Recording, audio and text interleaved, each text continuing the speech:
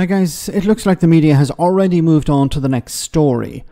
So rightly they spent time talking about the winter fuel allowance, but of course framed it as taking money from pensioners to give to train drivers, which was completely disingenuous.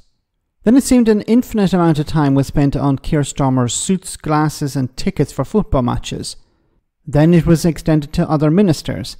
Now, instead of talking about something important, Kay Burley from Sky News is trying to make a story about someone who works for Angela Rayner's department, suggesting that the Deputy Prime Minister has a personal photographer. You can sort of hear the desperation in Kay Burley's voice. Do you have a personal photographer? I don't. Does that surprise you? Well, it surprises me that Angela Rayner gets us to pay 68 grand for hers. Look, as I understand it, this photographer used to work in number 10, now works in her department. I don't think it is a personal photographer. When I came into government a few months ago, every department has communications staff working in their department, be it press officers, photographers and so on. They are government staff. I think this person is government staff too. And every department of government will have people working in their communications department.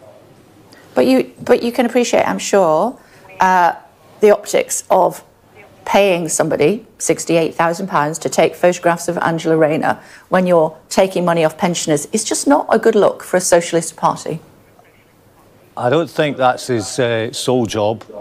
You could take many salaries throughout government and say, why are you paying that person whatever it is they earn a year when there's a policy you don't like? I mean, there are hundreds of thousands of civil servants. We could go through them all and say, why are you paying that person a salary? Every government department has a communications department. These are press officers, photographers, sometimes they're people filming things, they're producing material. There's nothing new about this. Government departments have had communications, parts of them for many years, and I'm sure you know, it's happened under governments of both colours that they have communications departments. Look, the media is getting really desperate at this stage. Look, how can we find something to throw at the new government? Oh, look, Angela Rayner's department has a photographer. Let's spin it as it's her personal photographer. Look, she's a government minister.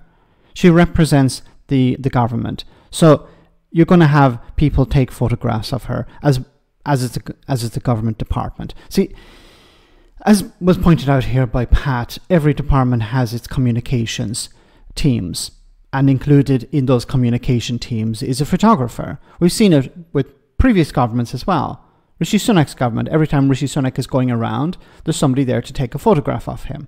When there are government ministers, you know, opening some new plant or doing something in public, they have photographers with them, maybe even more than one. That's the job of government, to communicate what they're doing. Now, we can argue whether it's been spent correctly, if it's done right, but that's there's nothing to see here. And I'm not trying to dismiss this, but the worst thing about all of this is it's an attempt to say what you're doing is you're taking money from pensioners and you're giving it to, and then we have a list of things that the media want to spin as something negative. Oh, you're taking money from pensioners and giving it to a photographer. Like, how desperate is this? We're talking about £1.5 billion. I'm against the winter fuel allowance reform or cut. I think it's a bad policy politically, but also economically. It doesn't make any sense because, you know, as I've said before, some elderly people may end up in A&E. That's immoral, but it's also bad economics. But to try and spin this constantly as you're taking money from pensioners and you're giving it to train drivers, or you're giving it to doctors, medical staff, you're giving it to a photographer. It's beyond pathetic. And you can almost hear the desperation in Kay Burley's voice. She understands that this is a big pile of crap. But it seems maybe somebody higher above is telling her, you have to run with this story. Let me know in the comment section, guys, what you think. As always, your comments are greatly appreciated. Thanks a lot.